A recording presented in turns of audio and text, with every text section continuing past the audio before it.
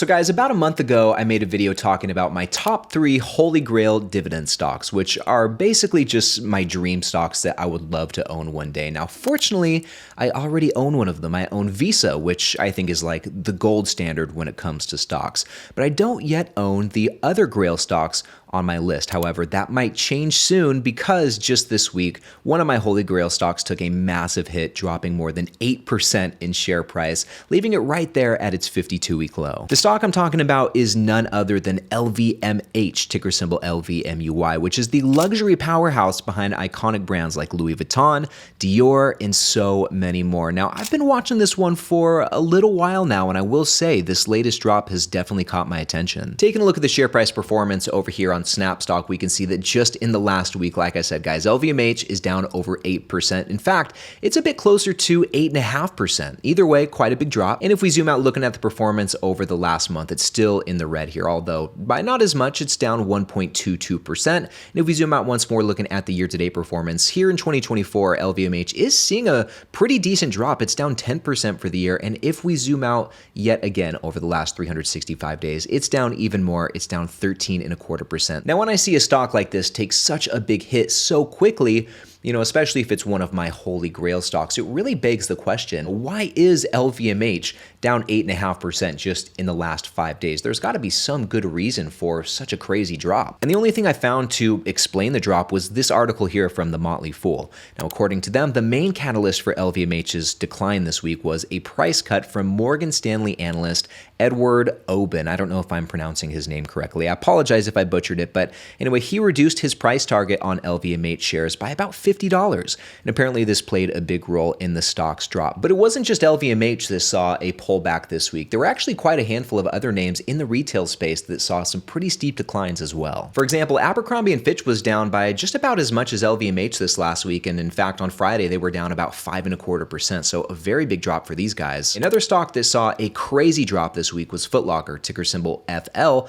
They were down 10.5% just in the last 5 days, and they were down close to 5% here on Friday. But anyway, another retailer that saw a crazy drop this week, the biggest one actually that we've seen so far, was Dick's Sporting Goods, who was down almost 11.5% just in the last week. So overall, there's definitely something in the water there with those retail companies, and whatever's going on with LVMH here could be part of a broader pullback just within the retail sector. Either way though, I think this pullback, at least for LVMH, presents a pretty good buying opportunity. This is a very fundamentally strong company. And if we look at the financials over the last decade, we'll see pretty much nothing but growth. And looking a bit deeper into that, the revenue here, the top line, the earnings per share, or the bottom line, and the free cash flow are all straight up and to the right. It looks like 2020 was kind of a tough year in terms of revenue and earnings per share, but otherwise, guys, it's been nothing but continued growth. And over the last 10 years, the revenue CAGR is very impressive at 13.2%. The earnings per share CAGR in this time period is almost double that at almost 21%. And the free cash flow per share is growing by a similar rate as the earnings per share, 19.5% on average over the last 10 years.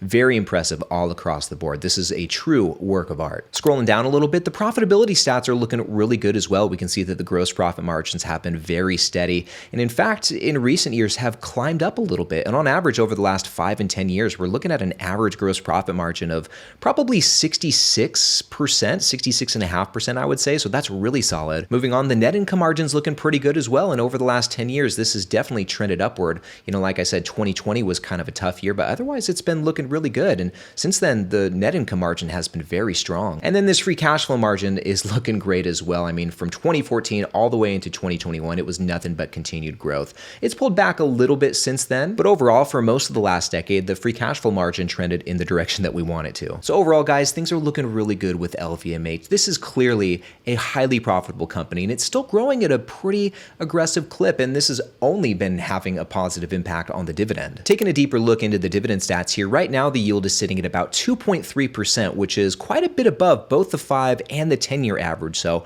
right now you're able to get an above average cash flow return buying into this company, and the dividend growth has been very consistent. It looks like there was 1 year here where they did reduce the dividend between 2020 and 2021, but otherwise, guys, the general trend is straight up into the right. This is looking fantastic. And then scrolling down, guys, looking at the payout ratios here, both of these look to be in pretty good shape. Starting here with the earnings payout ratio, it's pretty consistently below 50%. I actually don't think there's hardly any years here. Looks like the only year that it was above 50% was in 2020, but otherwise we're sub 50% earnings payout ratio. That's looking really good. And the free cash flow payout ratio is going to be in a similar spot. It looks like it tends to hover around 50%. I mean, there's some years like here where it gets up to 61.5%, but either way, this dividend still looks to be very well covered by the earnings and the free cash flow. Now, with that said, one thing to keep in mind with European companies like LVMH, which is based out of France, is that the dividend policies typically are a bit different than what we're used to here in the States. Typically, they don't follow the same quarterly or monthly payment structure. Instead, dividends might be paid annually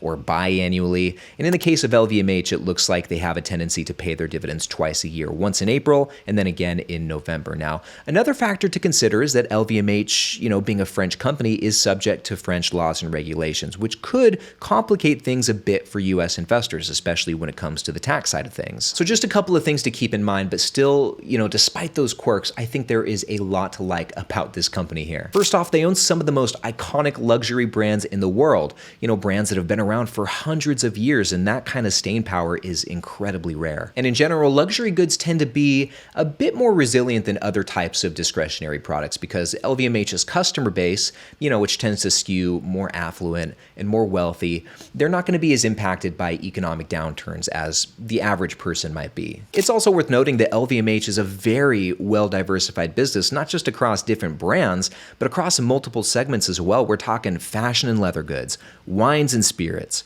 watches and jewelry, perfumes and cosmetics, and even retailing. And one thing I actually didn't know until I dug deeper into LVMH is that they own Sephora, which is an absolute goldmine. Every time I go into one of these stores with my wife, it's always swarming with people. So that's another solid business under their belt. Plus, they're also very well diversified in where their sales are coming from. We can see here that there's a pretty solid mix all around the world. At any rate, all of this is to say that LVMH is looking incredibly tempting right now. And with it sitting at its 52-week low, I'm seriously considering starting a position, especially considering that I don't really see too many other stocks in my own portfolio right now that I'm interested in adding to. Chevron's down there at its 52-week low, Visa maybe, but other than those two, it's kind of slim pickings right now, and LVMH is looking pretty good. And with that said, if you're in the market for some other good-looking stocks to buy right now, then check out this next video right over here where I'm telling you about 3 of them, all of which are deeply discounted and look like great pickups right now in the month of September. So click right over here to check those out,